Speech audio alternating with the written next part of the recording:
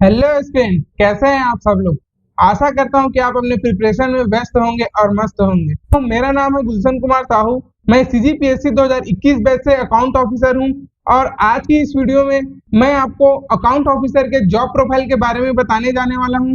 दोस्तों, एस्पिरेंट्स के बीच में डिप्टी कलेक्टर, डीएसपी, नायब तहसीलदार, इन सारे पोस्ट के बारे में कुछ न कुछ जानकारी जरूर होती है, लेकिन हमारे पास अकाउंट ऑफिसर के बारे में जानकारी या तो कम होती है या तो नगण्य होती है। तो आज की इस वीडियो में मैं आपको अकाउंट ऑफिसर के कंप्लीट जॉब प्रोफाइल के बारे में आपको एक ब्रीफ इंट्रोडक्शन दूंगा, जो ना केवल आपको इंटरव्यू में इस पोस्ट के बारे में ज्यादा बेहतर पोजीशन में रखेगा, बल्कि जब आप पोस्ट प्रेफरेंस का चयन करेंगे उस समय भी आप बेहतर पोजीशन में रहेंगे कि आप इसको किस पोजीशन में रखें। दोस्तों, अकाउंट ऑफिसर यानी कि स्टेट फाइनेंस सर्विस के कंप्लीट जॉब प्रोफाइल को समझने से पहले आपको छत्तीसगढ़ शासन के गवर्नमेंट के सेटअप का एक ब्रीफ जानकारी होनी चाहिए, ताकि आप ये समझ पाए कि एक अकाउंट ऑफिसर गवर्नमेंट हायरार्की के अलग अलग पोजीशन पे किस तरीके से काम करता है, स्टेट फाइनेंस सर्विस का कैडर कहाँ कहाँ तक फैला हुआ है और कौन कौन से जगह में वो अपना रोल प्ले करता है। सिर्फ अकाउंट ऑफिसर, एओ या स्टेट फाइनेंस सर्विस बोलने से हमें अकाउंट ऑफिसर के जॉब प्रोफाइल के बारे में एक कंप्लीट पिक्चर नहीं मिलता है। इसीलिए अकाउंट ऑफिसर का जॉब प्रोफाइल समझने से पहले हम छत्तीसगढ़ शासन के गवर्नमेंट हायरार्की और उसके सेटअप को देखेंगे। तो दोस्तों, चलिए आगे बढ़ते हैं वीडियो में। दोस्तों, अगर आप इस वीडियो को देख रहे हैं तो मैं ये मान करके चलता हूं कि आपको लोकतंत्र के 3 अंग यानी कि 3 organs of democracy, legislature, executive और जुडिशरी के बारे में आपको पता है। लेजिस्लेचर कानून बनाता है, जैसे संसद और विधानसभा। एग्जीक्यूटिव उस कानून का इम्प्लीमेंटेशन करता है और जुडिशरी यह देखता है कि उस कानून का कितने सही तरीके से नियम पालन हुआ है या नहीं हुआ है। एग्जीक्यूटिव के 2 हिस्से हैं, पहला है इलेक्टेड एग्जीक्यूटिव और दूसरा परमानेंट एग्जीक्यूटिव। इलेक्टेड एग्जीक्यूटिव में आते हैं हमारे प्राइम मिनिस्टर, चीफ मिनिस्टर और काउंसिल ऑफ मिनिस्टर, और परमानेंट एग्जीक्यूटिव में आते हैं हमारे सिविल सर्वेंट या ब्यूरोक्रेसी, जिसमें क्लास 1 और क्लास 2 ऑफिसर्स आते हैं। दोस्तों, जैसा कि आप जानते हैं कि हमारे भारत देश में 3 टायर ऑफ गवर्नमेंट है। पहला सेंट्रल गवर्नमेंट, दूसरे स्ट्रक्चर पे स्टेट गवर्नमेंट, तीसरा लोकल गवर्नमेंट। वहीं जब आप स्टेट गवर्नमेंट के देखते हो तो स्टेट गवर्नमेंट का जो लेजिस्लेटिव बॉडी है, जो विधानसभा कहलाता है, और जो स्टेट गवर्नमेंट एग्जीक्यूटिव है वो अगेन इलेक्टेड और परमानेंट एग्जीक्यूटिव में डिवाइडेड है। दोस्तों, छत्तीसगढ़ शासन के हायरार्की और सेटअप को अच्छे से समझने से पहले हम संविधान में प्रावधानित कुछ आर्टिकल को देख लेते हैं, जिसमें पहला है आर्टिकल 154, जो यह कहता है कि राज्य की समस्त कार्यपालिक शक्ति राज्य के राज्यपाल में निहित होती है। इसका प्रयोग वो संविधान अनुसार स्वयं या अपने अधीनस्थ अधिकारियों के सलाह से या सहयोग से करेगा। अगला है आर्टिकल 162, राज्य की कार्यपालिक शक्ति का विस्तार उन विषयों पर होगा जिन पर राज्य की विधानसभा को विधि बनाने की शक्ति है। अर्थात राज्य की जो एग्जीक्यूटिव पावर है वो उन्हीं सब्जेक्ट पर है जिस पर विधानसभा को कानून बनाने का अधिकार है। वहीं आर्टिकल 163 यह कहता है कि राज्यपाल की सहायता के लिए एक काउंसिल ऑफ मिनिस्टर होगा।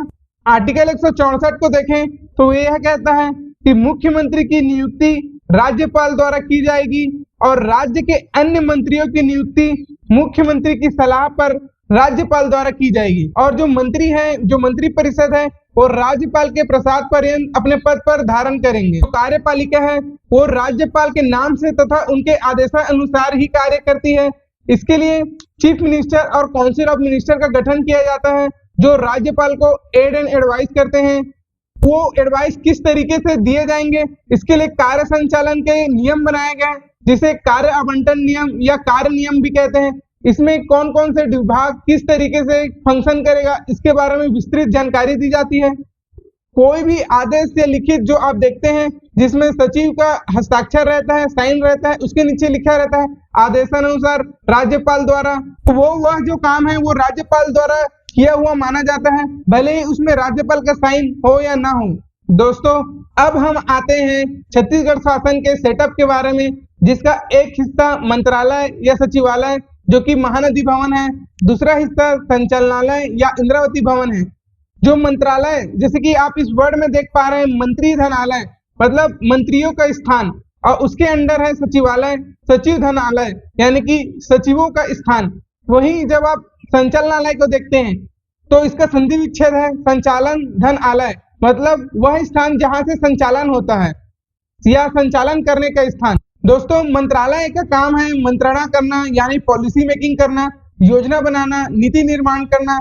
ये सारे काम जो है वो मंत्रालय स्तर पर होते हैं।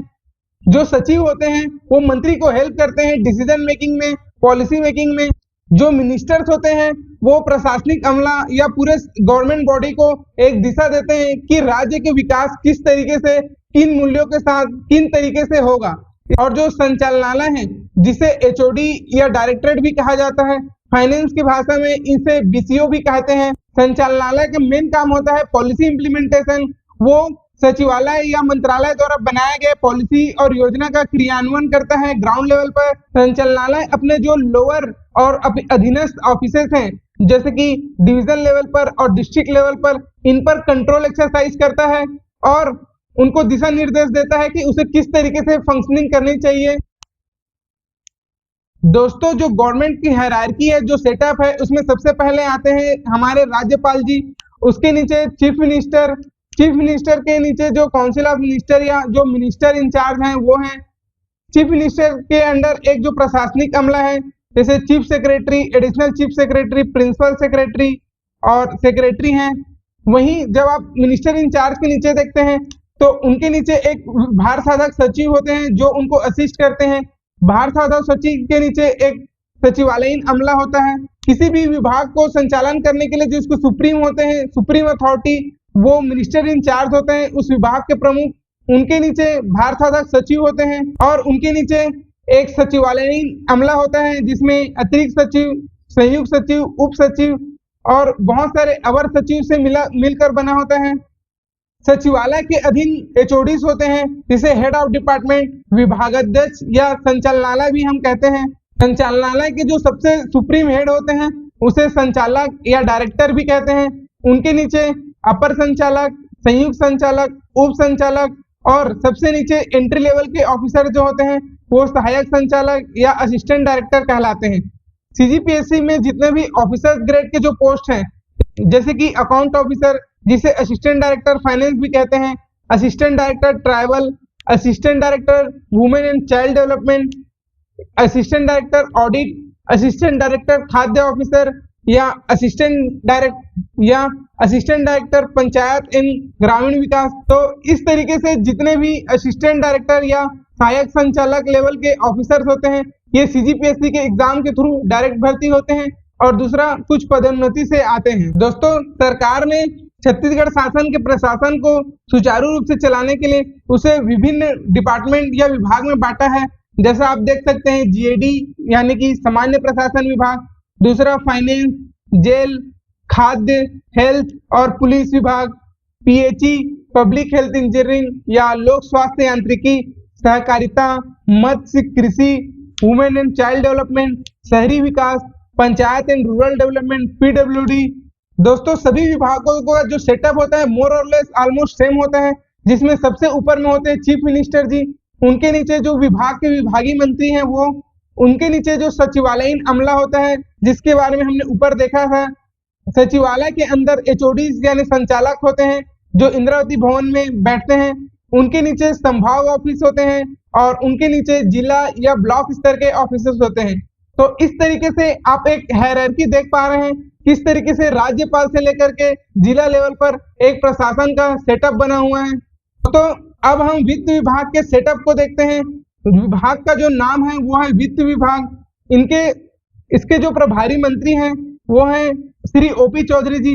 और जो मंत्रालयीन सेटअप है उसमें सबसे ऊपर में आते हैं सचिव, उनके नीचे सचिव सह संचालक बजट जिसे डायरेक्टर बजट के नाम से जानते हैं, उनके नीचे विशेष सचिव, स्पेशल सेक्रेटरी, ज्वाइंट सेक्रेटरी जिसे संयुक्त सचिव कहते हैं, डिप्टी सेक्रेटरी यानी उप सचिव और अंडर सेक्रेटरी अवर सचिव कहते हैं। उनके नीचे कार्य का संपादन करने के लिए विशेष कर्तव्यस्थ अधिकारी जिसे ऑन स्पेशल ड्यूटी ऑफिसर भी कहते हैं। इसमें इन सारे पोस्ट में से सचिव, सह संचालक बजट और विशेष सचिव जो है आईएएस या ऑल इंडिया सर्विस के ऑफिसर्स होते हैं। और उनके नीचे जो joint secretary, deputy secretary, under secretary, OSD और जो शोध अधिकारी होते हैं ये स्टेट फाइनेंस सर्विस कैडर के होते हैं। यानी कि एक अकाउंट ऑफिसर प्रमोट होके इन सारे पोस्ट पर जा करके अपना सेवा दे सकता है और अपना काम कर सकता है। अब हम देखते हैं कि वित्त विभाग के अंदर कौन कौन से प्रमुख डायरेक्टरेट हैं। तो वित्त विभाग के अंदर मेनली 5 डायरेक्टरेट या एचओडीज हैं। पहला है संचालनालय, कोष, लेखा एवं पेंशन। इस अकाउंट ऑफिसर की जो ज्वाइनिंग होती है वो डीटीएपी यानी directorate treasury account and pension में होती है। दूसरा डायरेक्टरेट है संचालनालय पेंशन और भविष्य निधि, ये पेंशन संबंधी काम को देखता है। यह डायरेक्टरेट अभी नया नया बना हुआ है। तीसरा डायरेक्टरेट है संचालनालय छत्तीसगढ़ राज्य संपरीक्षा। यह डायरेक्टरेट स्थानीय निधि जो होते हैं जैसे कि पंचायत, म्युनिसिपल बॉडी, निगम, मंडल, आयोग, इन सारे बॉडीज की जो फंड्स होते हैं इनका ये ऑडिटिंग करता है और अपना रिपोर्ट वित्त विभाग को भेजता है। चौथा डायरेक्टरेट है संचालनालय संस्थागत वित्त यानी डायरेक्टरेट इंस्टीट्यूशनल फाइनेंस। ये राज्य में संस्थागत वित्त के विकास के लिए काम करता है। पांचवा डायरेक्टरेट है संचालनालय वित्त प्रबंध और सूचना प्रणाली, directorate of financial management and information system. अब तक हमने छत्तीसगढ़ गवर्नमेंट का सेटअप देख लिया है, उसके जो सचिवालय हैं उसका सेटअप देख लिया है और जो एचओडीज होते हैं उनके सेटअप को देख लिए हैं। हमने वित्त विभाग यानी फाइनेंस डिपार्टमेंट का भी सेटअप को देखा हुआ है। अब हम आते हैं कि जो फाइनेंस डिपार्टमेंट है वो एक्चुअल में काम क्या करता है, इसके जो फंक्शन क्या है। जैसा कि मैंने पहले बताया था कि कार्य आवंटन नियम बने हुए हैं जिसे कार्य नियम भी कहते हैं। उसके नियम 11 के अनुसार वित्त विभाग को जो काम सौंपे गए हैं वो ये हैं। कोई भी डिपार्टमेंट या विभाग अगर कोई आदेश जारी करता है तो उसे वित्त विभाग से परामर्श करना बहुत आवश्यक है, खासकर जब वो आदेश राज्य की वित्तीय स्थिति को प्रभावित करता है। जैसे कि अगर कोई डिपार्टमेंट अपने लिए पद का सृजन करना चाहता है या बढ़ाना चाहता है, उसका श्रेणी निर्धारण करना चाहता है कि कौन से पद के लोग कौन से कैटेगरी में आएंगे, क्लास 1, क्लास 3, क्लास 2, इस तरीके से उसका संवर्ग क्या होगा, उसकी सेवा शर्तें क्या होगी। तो इन सारे चीजों पर अगर कोई विभाग आदेश जारी करता है तो उसे वित्त विभाग से परामर्श लेना आवश्यक है। भूमि, राजस्व, खनिज, वन अधिकार, जल विद्युत आदि से संबंधित रियायतें या पट्टे, अगर कोई विभाग इन सारे चीजों पर काम करता है तो इसके लिए भी उसे वित्त विभाग से परामर्श लेना आवश्यक है। अगला है सरकार द्वारा किसी भी प्रकार की गारंटी। अगर सरकार किसी को गारंटी देती है, जैसे पीएसयू को गारंटी देती है, तो इसके लिए वित्त विभाग को बताना बहुत आवश्यक है। इन शॉर्ट, वित्त से संबंधित कोई भी काम हो वो वित्त विभाग के थ्रू ही होगा और दूसरा कोई भी विभाग उसके लिए ऑथोराइज नहीं है। तीसरा है पुनर्विनियोग। वित्त विभाग द्वारा किए गए प्रत्यायोजन के अनुसार ही पुनर्विनियोग किया जा सकता है। दोस्तों, एक एस्पिरेंट के लिए पुनर्विनियोग या रीअप्रोप्रिएशन शायद ज्यादा हो जाएगा, लेकिन फिर भी इसको आप समझ सकते हैं कि जब एक बजट हेड से दूसरे बजट हेड में पैसा का ट्रांसफर करना होता है तो वो ट्रांसफर वित्त विभाग द्वारा जो डेलीगेशन ऑफ फाइनेंशियल पावर के अंदर जो बताया गया है उसके अनुसार ही होगा और उसके अनुसार ही जो रीअप्रोप्रिएशन है या पुनर्विनियोग है पैसे का, वो किया जा सकता है। कार्य नियम का जो नियम 26 है वो कहता है कि वित्त विभाग शासन द्वारा मंजूर किए गए ऋणों के लेखे का प्रभारी है। मतलब राज्य सरकार जितने भी लोन लेगी उसका जो अकाउंट है वो वित्त विभाग मेंटेन करेगा। दूसरा है अकाल सहायता और भविष्य निधि। विभाग अकाल सहायता निधि और भविष्य निधि का प्रशासन करता है। अगला है कर, शुल्क, उपकर और फीस। वित्त विभाग करों और फीस के प्रस्ताव का परीक्षण करता है। मतलब अगर कोई टैक्स लगाना है या हटाना है या कोई फीस इम्पोज करना है तो इन सारे चीजों का परीक्षण वित्त विभाग करता है। अगला है ऋण और गारंटी संबंधित मामलों का परीक्षण और प्रबंधन। तो पीएसयू को गवर्नमेंट या जो सरकार है वो बहुत सारी लोन गारंटी देती है कि आप लोन ले लीजिए और फंक्शन करिए। अगर कुछ ऊंच नीच होता है तो उसकी भरपाई की गारंटी हम देते हैं। तो इन सारे लोन गारंटीज का जो परीक्षण और प्रबंधन है वो वित्त विभाग देखता है। तो वित्त विभाग है वो वित्तीय नियम बनाने और सभी विभागों द्वारा लेखा रखने के लिए जिम्मेदार है। मतलब समस्त जो फाइनेंशियल रूल्स हैं और जो सभी डिपार्टमेंट के अकाउंट्स हैं ये वित्त विभाग इसके लिए रिस्पॉन्सिबल है। अगला है राज्य की प्राप्ति और संवितरण का अनुमान। राज्य की कुल प्राप्ति और व्यय का अनुमान तैयार करता है। विभाग बजट तैयार करता है और योजना व्यय के लिए योजना विभाग से परामर्श करता है। जो राज्य का बजट है वो वित्त विभाग तैयार करता है। दोस्तों, वित्त विभाग विभिन्न डायरेक्टरेट, एचओडी और उनके सचिव से अलग अलग लेवल पर बैठकें होती हैं। किस विभाग को कितना अलॉटमेंट किया जाना चाहिए, उनके जो जेन्युइन डिमांड्स होते हैं उनके अकॉर्डिंग अगर वो कितना जस्टिफाई कर पाते हैं उस डिमांड को, उसके अकॉर्डिंग पैसे का अलॉटमेंट होता है। दोस्तों, अब हम देखते हैं वित्त विभाग के विभागीय दायित्व के बारे में। वित्त विभाग का मुख्य दायित्व राज्य के जन कल्याणकारी कार्यक्रमों और अन्य अनिवार्य खर्चों के लिए वित्तीय संसाधन की व्यवस्था करना है। इस उद्देश्य की पूर्ति के लिए विभाग द्वारा निम्नलिखित के कार्य किए जाते हैं। राज्य के जितने भी जन कल्याणकारी योजनाएं होती हैं उनका संचालन के लिए, उसके प्रशासन के लिए वित्त विभाग रिसोर्सेज जनरेट करता है और उसको व्यवस्था करता है। इन सारे चीजों के लिए वित्त विभाग जो मेन काम करता है वो है एनुअल बजट बनाना। तो जितने भी वेलफेयर स्कीम्स होते हैं और जो कमिटेड एक्सपेंडिचर है, जो सैलरी है, पेंशन है, इन सारे चीजें के लिए कितना पैसा कहाँ से आएगा और कितना एक्सपेंड होगा, इसका जो एक एनुअल एस्टिमेट, जिसे एनुअल फाइनेंशियल स्टेटमेंट या हम आम भाषा में बजट कहते हैं, ये वित्त विभाग तैयार करता है। बजट में आप जो भी आप लोक ऋण देखते हैं कि गवर्नमेंट ने आरबीआई से लोन लिया या किसी और से लोन लिया, इन सारे ऋणों का जो वित्त विभाग है वो प्रबंधन करता है।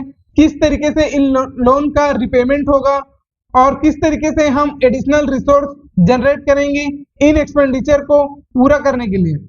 वित्त विभाग अतिरिक्त वित्तीय संसाधनों की वृद्धि के लिए समुचित प्रयास करता है। अगर राज्य में संसाधनों की कमी हो गई है, पैसों की कमी हो गई है, तो वित्त विभाग उस कमी को दूर करने के लिए प्रयास करता है।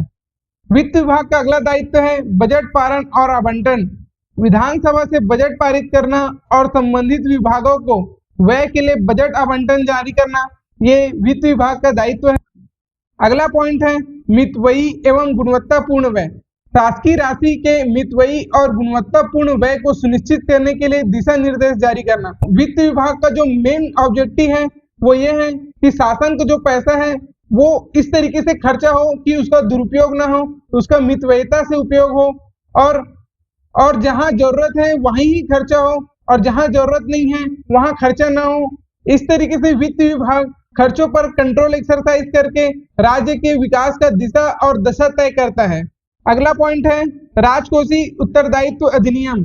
दोस्तों, आप लोगों ने physical responsibility and budgetary management तो पढ़ा ही होगा। तो एफआरबीएम एक्ट 2003 है, उनके नियमों का पालन वित्त विभाग सुनिश्चित करता है। जो वित्त विभाग है वो सेंट्रल फाइनेंस कमीशन है, उसके सामने अपने जो डिमांड्स है वो पुट फॉरवर्ड करता है कि हमें इन चीजों को पूर्ति के लिए इतने डिमांड चाहिए, इतने रिसोर्सेज चाहिए। अगला है राज्य में वित्तीय समावेशन के अंतर्गत ग्रामीण और दूरस्थ क्षेत्रों में बैंकिंग और वित्तीय सेवाओं का विस्तार करना। दोस्तों, वित्त विभाग के ये कुछ मेजर रिस्पॉन्सिबिलिटीज थे। दोस्तों, अब हम आते हैं स्टेट फाइनेंस सर्विस ऑफिसर के जो कैडर हैं या अकाउंट ऑफिसर के कैडर हैं, उसमें किस तरीके से अलग अलग लेवल पर अलग अलग पोस्ट हैं। डिप्टी कलेक्टर, डीएसपी की तरह ही अकाउंट ऑफिसर एक कैडर बेस्ड पोस्ट है। स्टेट फाइनेंस सर्विस के जो कैडर हैं उसमें सबसे ऊपर आते हैं finance controller. State finance service cadre में टोटल 8 फाइनेंस कंट्रोलर हैं और उसके नीचे आते हैं एडिशनल डायरेक्टर। इसमें टोटल 19 एडिशनल डायरेक्टर रैंक के ऑफिसर्स हैं। उनके नीचे जॉइंट डायरेक्टर हैं जिनकी संख्या 58 है। कैडर में 97 डिप्टी डायरेक्टर हैं और 206 असिस्टेंट डायरेक्टर हैं। दोस्तों, अकाउंट ऑफिसर का जो ज्वाइनिंग है वो असिस्टेंट डायरेक्टर के रूप में होती है। वो धीरे धीरे प्रमोट होकर के हायरार्की में ऊपर जाता है। दोस्तों, वर्तमान में जो फाइनेंस कंट्रोलर हैं वो इन ऑफिसेस में पदस्थ हैं। पहला डीटीएपी है, directorate treasury account and pension. दूसरा tribal commissioner office, DPPF, directorate pension and provident fund, PWD office, water resource department office, police headquarter और डायरेक्टरेट हेल्थ। इनमें वर्तमान में फाइनेंस कंट्रोलर पदस्थ हैं। और अकाउंट ऑफिसर के जो पोस्ट हैं वो विभिन्न यूनिवर्सिटीज में भी होते हैं, जैसे कि इंदिरा गांधी कृषि विश्वविद्यालय, पंडित रविशंकर शुक्ल विश्वविद्यालय, कामधेनु और हेमचंद विश्वविद्यालय। इनमें वित्त अधिकारियों की नियुक्ति की जाती है ताकि इन यूनिवर्सिटीज का जो फाइनेंस है वो प्रॉपरली मैनेज किया जा सके। दोस्तों वर्तमान में एडिशनल डायरेक्टर रैंक के जो पोस्ट हैं वो हैं छत्तीसगढ़ ग्रामीण सड़क विकास अभिकरण, आयुक्त उच्च शिक्षा, DFMIS, directorate financial management and information system, DPI लोक सिंचन संचालनालय यानी स्कूल शिक्षा विभाग, प्रशासन अकादमी निमोरा,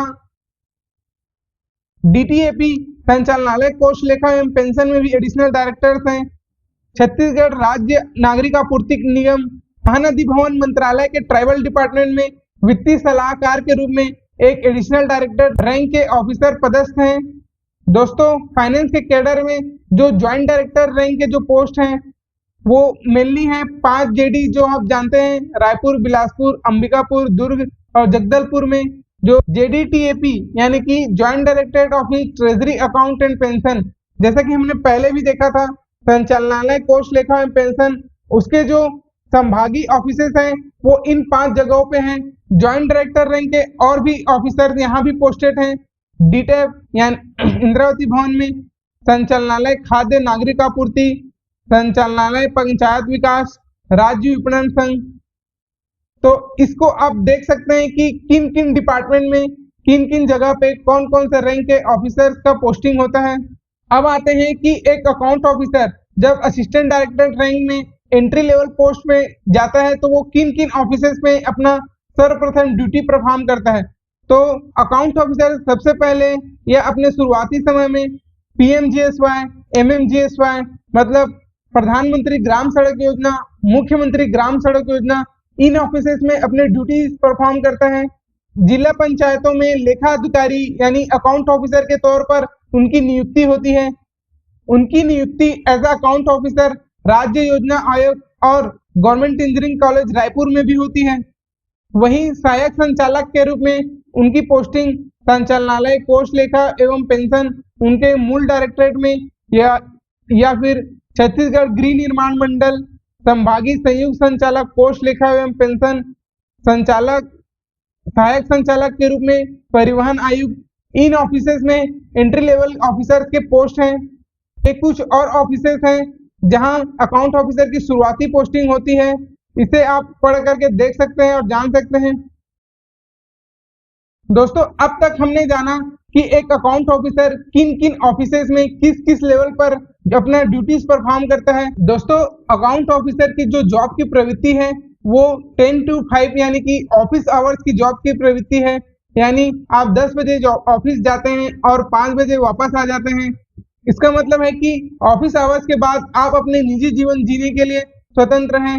ये डिप्टी कलेक्टर या DSP, नायब तहसीलदार की तरह 24/7 ऑन ड्यूटी टाइप की इसकी प्रवृत्ति नहीं है, काम की प्रवृत्ति। दोस्तों इस जॉब में आने से पहले आपको अपना नेचर को समझ लेना है कि आप किस तरीके के ड्यूटीज करने के लिए ज्यादा बेटर रूप में सक्षम हैं।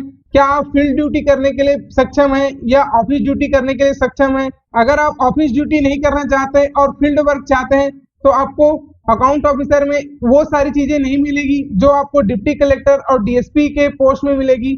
और अगर आप अपने आप को फील्ड ड्यूटी करने में सक्षम नहीं पाते हैं और आप अपने आप को ऑफिस ड्यूटी करने में ज्यादा कंफर्टेबल महसूस करते हैं तो नो डाउट अकाउंट ऑफिसर आपके लिए ज्यादा बेहतर विकल्प है। दोस्तों जब हम CGPSC की इंटरव्यू देते हैं तब उस समय जब हमसे ये पूछा जाता है कि आप सिविल सर्वेंट क्यों बनना चाहते हैं तो उसमें आप एक पॉइंट जरूर बोलते हैं, वो है डाइवर्सिफाइड जॉब प्रोफाइल, मतलब कि आप पूरी जिंदगी एक काम नहीं करेंगे। दोस्तों डिप्टी कलेक्टर कैडर और स्टेट फाइनेंस सर्विस और जो सचिवालय के क्लरिकल कैडर हैं, ये जो 3 कैडर हैं जिसमें आपको पूरी जिंदगी एक ही ऑफिस में काम नहीं करना है। डिप्टी कलेक्टर पूरी जिंदगी उसके कार्य की प्रकृति चेंज होती रहती है। वहीं स्टेट फाइनेंस सर्विस ऑफिसर भी अलग अलग डिपार्टमेंट में अलग अलग लेवल पर अलग अलग तरीके से काम करता है, तो आपको जो काम का जो मोनोटोनस है वो पूरी लाइफ नहीं रहेगी। वहीं कुछ डिपार्टमेंट में जैसे खास करके पुलिस डिपार्टमेंट में आप वन टाइम पुलिस है तो लाइफ टाइम के लिए भी आप पुलिस ही रहेंगे। आपको पुलिस डिपार्टमेंट के अलावा और दूसरे डिपार्टमेंट का एक्सपोजर और काम की प्रवृत्ति को समझने का उतना अनुभव नहीं मिल पाता जितना इन तीनों लोगों को मिलता है। अगर आप उस तरीके के व्यक्ति हैं जो जल्दी बोर हो जाते हैं तो आपको इन कैडर वाले पोस्ट को चूज करनी चाहिए। जब आप रिटायर होकर के निकलेंगे या जब आप सीनियर हो जाएंगे तब आपके पास इतना ज्यादा डिपार्टमेंट का एक्सपोजर रहेगा, एक्सपीरियंस रहेगा कि वो अपने आप में प्रशासन के लिए और सरकार के लिए और आपके खुद के लिए वो काफी वैल्यूएबल हो जाता है। दोस्तों, अकाउंट ऑफिसर की पोस्टिंग के बारे में हम बात करते हैं तो इनकी जो पोस्टिंग है वो मेनली डिस्ट्रिक्ट हेडक्वार्टर्स में होती है, यानी कि आपकी जो मेजर पोस्टिंग है वो डिस्ट्रिक्ट हेडक्वार्टर्स में ही होगी। आपको बहुत ज्यादा इंटीरियर जगह में पोस्टिंग नहीं होगी। बहुत सारे लोगों का एक लिमिटेशन रहता है कि वो इंटीरियर जगह में पोस्टिंग नहीं कर सकते। वैसे में अकाउंट ऑफिसर के जॉब को चूज करना और as a state finance service cadre में वर्क करना उनके लिए ज्यादा बेनिफिशियल हो सकता है, क्योंकि उनकी मेजर जो पोस्टिंग है वो डिस्ट्रिक्ट हेडक्वार्टर में होगी। और जैसे जैसे आप सीनियर होते जाएंगे वो सारे सीनियर लेवल के जो पोस्ट हैं वो पूरे रायपुर में ही हैं। तो आपकी लाइफ का एक मेजर पोर्शन डिस्ट्रिक्ट हेडक्वार्टर में या रायपुर, बिलासपुर और मैदानी क्षेत्रों में गुजरने वाला है। तो दोस्तों, हमने अकाउंट ऑफिसर के जॉब प्रोफाइल के बारे में जाना और समझा कि वो अलग अलग लेवल पे किस तरीके से काम करता है। आसान भाषा में समझे तो जो स्टेट फाइनेंस सर्विस कैडर है वो राज्य की रीढ़ की हड्डी है। फाइनेंस डिपार्टमेंट है वो राज्य की रीढ़ की हड्डी है। उसके बिना सरकार का संचालन और प्रशासन को सुचारू रूप से चलाना पॉसिबल नहीं है। तो इससे आप इस डिपार्टमेंट का रोल और इसके इंपॉर्टेंस का आप अंदाजा लगा सकते हैं। आप डायरेक्टरेट में असिस्टेंट डायरेक्टर से लेकर के फाइनेंस कंट्रोलर तक के प्रमोट हो सकते हैं अगर आप यंग एज में एंट्री लेते हैं। तो वहीं जब आप मंत्रालय में काम करते हैं तब आप ओएसडी रिसर्च ऑफिसर से लेकर के आप ज्वाइंट सेक्रेटरी लेवल तक भी आप पहुंचकर अपना ड्यूटी परफॉर्म कर सकते हैं। तो दोस्तों, आज की इस वीडियो में बस यही तक था। आई होप इससे आपको कुछ जानकारी जरूर मिले होगी। मिलते हैं अगले वीडियो में, तब तक के लिए धन्यवाद। और अगर कोई क्यूरीज है तो आप कमेंट बॉक्स में लिख सकते हैं। अगर आप मुझसे डायरेक्टली रीच आउट करना चाहते हैं तो आप मेरे इस नंबर पर मैसेज कर सकते हैं।